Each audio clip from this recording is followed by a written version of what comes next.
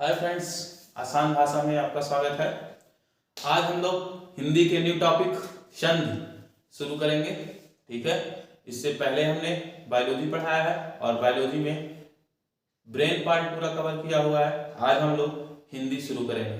ठीक है, हिंदी में आज संधि शुरू करेंगे और इस संधि में देखो, संधि पहले किसे कहते हैं? संधि का मतलब क्या होता है? जोड़ा। संधि का मतलब क्या होता है? जोड़ा।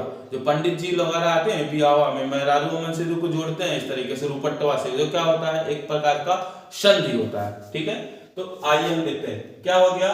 दो वर्णों के मेल को क्या कह देते हो? संधि। वर्ण मतलब दो वर्ण के मेल को क्या कह रहे हो? संधि। जबकि दो शब्दों के मेल को क्या कह रहे हो? समास। क्वेश्चन पूछता है समाज और संधि में अंतर क्या होता है? तो दो वर्ण रहेंगे तो दो वर्णों के मेल को क्या कहोगे? संधि। और दो शब्द रहेंगे, उन दो शब्द का जोड़ा रहेगा तो उन्हें क्या कह दोगे? समास। अब देखते हैं हम लोग टूटने वाले को क्या कहते हैं। क्या लिखा है हमने? संधि लिखा है। संधि को टूटने क्या कहते हैं? संधि का टूटना क्या कहा जाता है? विच्छेद कहलाता है। जबकि समास का टूटना क्या कहलाता है? विग्रह कहलाता है। क्या कहलाता है? विग्रह। ये क्वेश्चन पूछता है कि संधि का टूटना क्या कहलाता है? तो संधि का टूटना क्या कहलाता है? संधि विच्छेद कहते हो। और समास का टूटना क्या कहलाता है? तो समास का टूटना क्या कहलाता है? विग्रह कहलाता है। इसी तरीके से हम लोग देखते हैं, देखो इसमें हमने लिखा है संधि में पहला शब्द, संधि में पहला शब्द का अंतिम वर्ण एवं दूसरे शब्द का पहला वर्ण, इसी का मेल किया जाता है। कुल मिला के देखो, ये कहने का अर्थ ये है कि संधि हो गया ना, इसका पहला शब्द क्या हो गया? ये पहला शब्द क्या हो गया? देव। ठीक है, और आगे हमने क्या लिखा है? अंतिम वर्ण। अंतिम वर्ण क्या हो गया? व। समझ में आ गया? अंतिम वर्ण क्या हो गया? व। अच्छा, फिर इसके आगे हमने क्या लिखा है? दूसरे शब्द का पहला। तो दूसरा शब्द ये हो गया आलय, और इसका पहला वर्ण क्या हो गया? क्या हो गया? आ। तो यही, तो देखो व और आ यही आपस में जुड़ेंगे, जिससे क्या बन जाएगा? देवालय। समझ में आ गया? तो दो वर्ण आपस में जुड़े हैं। ठीक है, पहले शब्द का आखिरी और अंतिम शब्द का पहला, इन दोनों का मेल होता है, जिसे क्या कह देते हो आप? संधि। अब देखते हैं कि संधि कितने प्रकार के होते हैं। तो संधि आपके तीन प्रकार के होते हैं। कितने प्रकार के? तीन प्रकार के। कौन कौन सा? पहला हो गया आपका स्वर संधि, दूसरा क्या हो गया? व्यंजन संधि, और तीसरा क्या हो गया? विसर्ग संधि। तो स्वर संधि किसे कहते हो? स्वर का मतलब क्या होता है? जब स्वर का मेल स्वर से होता है। किससे? स्वर का मेल स्वर से हो। जैसे क्या हो गया? आ से मिले, ई से मिले, ठीक है, या आ ऊ से मिले, या फिर ई ऊ से मिले, तो ये क्या हो गया? सब स्वर ही है। और ये स्वर किससे मिल रहा है? स्वर से ही मिल रहा है। तो यहां पे क्या हो जाएगा? स्वर संधि हो जाएगा। या दूसरे भाषा में हम कह सकते हैं कि दो स्वरों के मेल को क्या कह देते हो? दो स्वरों के मेल को क्या कह देते हो? स्वर संधि। समझ में आ गया? देखो हमने लिखा है, यहां पे लिखा है इति धन आदि। अच्छा, यहां पे देखो आप, क्या हो गया? यहां पे ई है, तो यहां पे छोटी ई है, और यहां पे क्या है? आ है। तो यहां पे ये भी स्वर है और ये क्या है? ये भी स्वर है। तो दोनों मिलके क्या बना लिए हैं? इति धन आदि इक्वल टू इत्यादि। तो क्या हो जाएगा? स्वर संधि। समझ में आ गया? अच्छा, अब हम लोग देखते हैं कि ये कितने प्रकार। इससे पहले हम देखते हैं व्यंजन संधि किसे कहते हो। व्यंजन संधि को क्या कहते हो? मेन प्रमुख व्यंजन रहेगा। आप इस तरीके से फार्मूला लिख सकते हो कि यहां पे क्या लिख दो आप? व्यंजन तो निश्चित ही रहेगा। क्या रहेगा? व्यंजन तो निश्चित ही रहेगा, प्लस इसमें चाहे स्वर आ जाए और या फिर क्या आ जाए?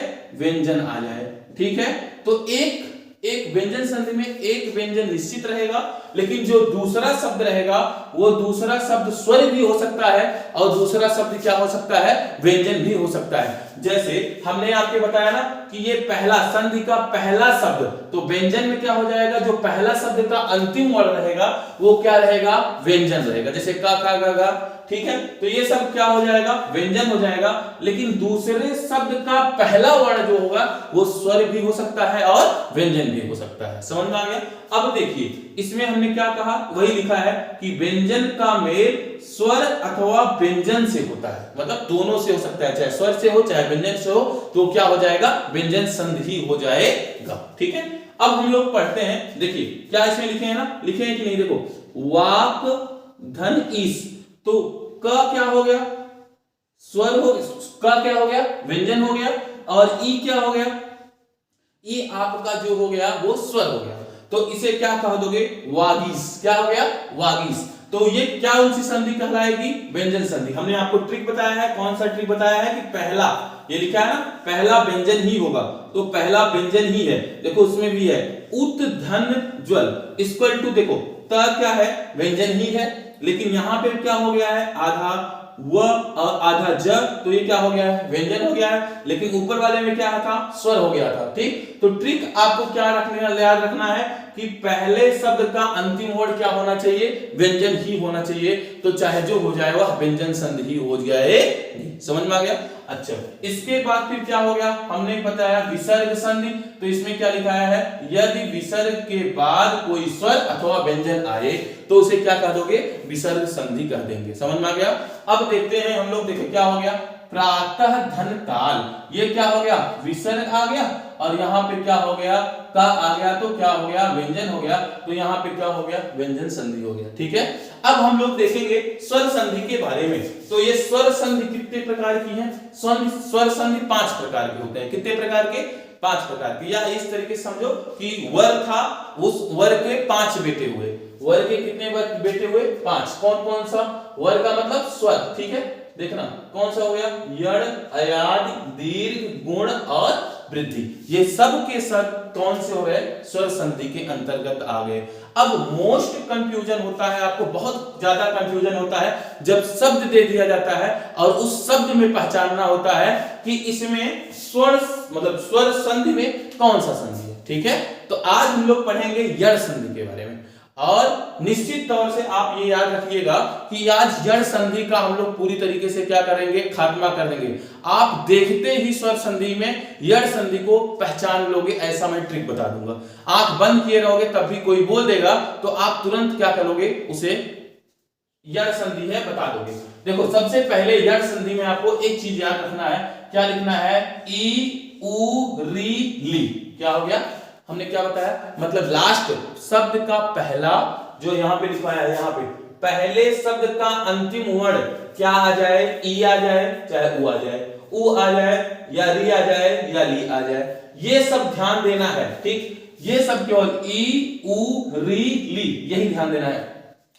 और इसके बाद कोई भी असमान स्वर आ जाए, क्या मैं बोल रहा हूं, इसके बाद कोई भी असमान स्वर आ जाए तो वहां पे आप देखिए, देखो इस ट्रिक को हमने क्या बताया है, तो वो असमान स्वर आ जाए तो वो कौन सा हो जाएगा, यड़ संधि हो जाएगी। अभी मैं और ट्रिक बताऊंगा आपको, देखना आप जैसे लड़कों को पढ़ाते थे ना पहले, तकहरा, क से कबूतर, ख से खरगोश, ऐसे पढ़ाते थे ना, तो हम लोग क्या करते थे, बेटा बोलो ई उ, देखो ई य, आराम से बोलो ई और व, तो क्या आया, ई य, क्या दे रहा है, ई ऐसे लिखोगे ना तो ई खुद ही दे रहा है कि नहीं, कि ई के बाद अगर कोई असमान स्वर आए तो क्या लिख दोगे वहां पे, य, क्या लिख दोगे, य। ठीक है, अच्छा फिर मैं क्या बता रहा हूं, उ व, देखो उ व ऐसे बोलते ना, उ व, तो उ खुद ही दे रहा है कि उ के बाद अगर कोई असमान स्वर आएगा तो वहां पे क्या लिख दोगे आप, क्या लिख दोगे,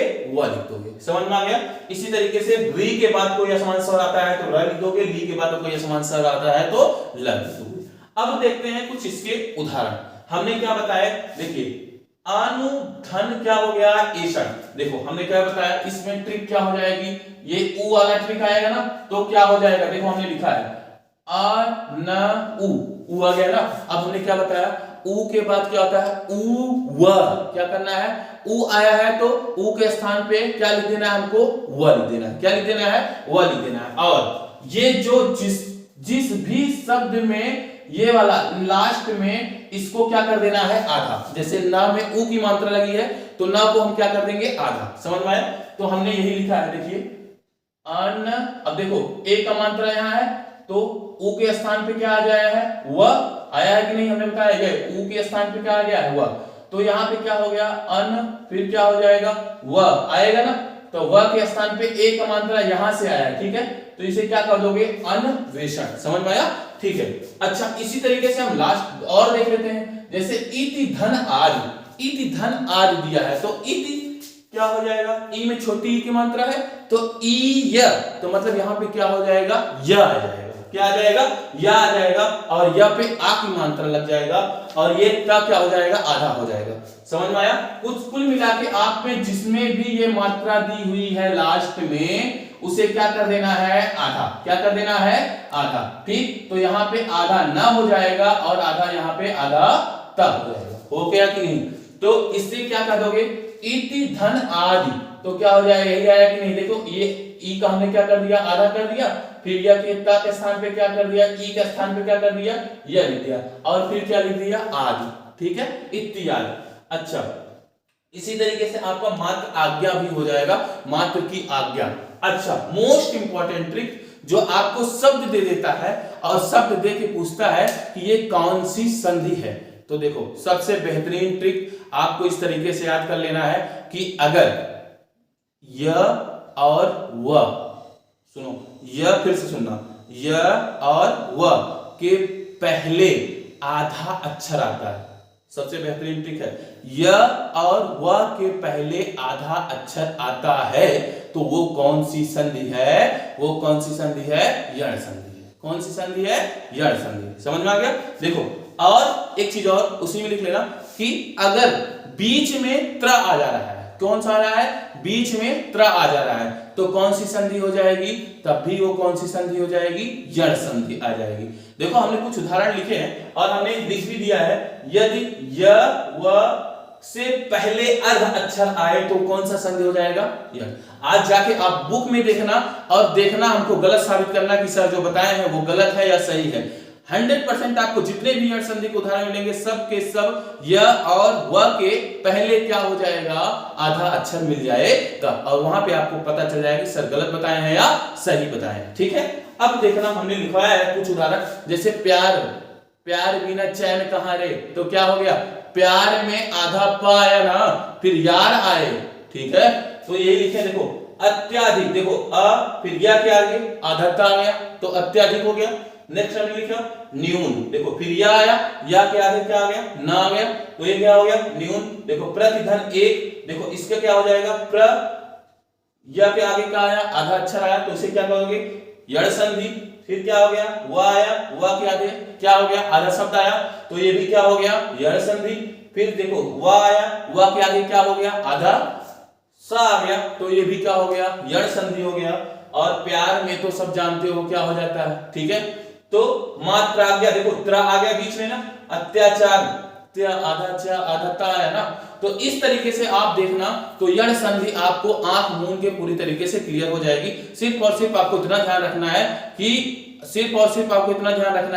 कि यण संधि को क्या रखना है, ई य उ री ली, इतना याद रखना है। ई के स्थान पे क्या हो जाएगा, ई य आ जाएगा, व के स्थान पे क्या हो जाएगा, उ व आ जाएगा, और त्र र हो जाएगा। ठीक है, और लास्ट में आपको इतना याद रखना है कि ई और व के पहले आधा अक्षर आ जाता है, तो वो कौन सी संधि होती है, यण संधि। अगर वीडियो पसंद आए तो लाइक, सब्सक्राइब और शेयर जरूर करें। Thank you.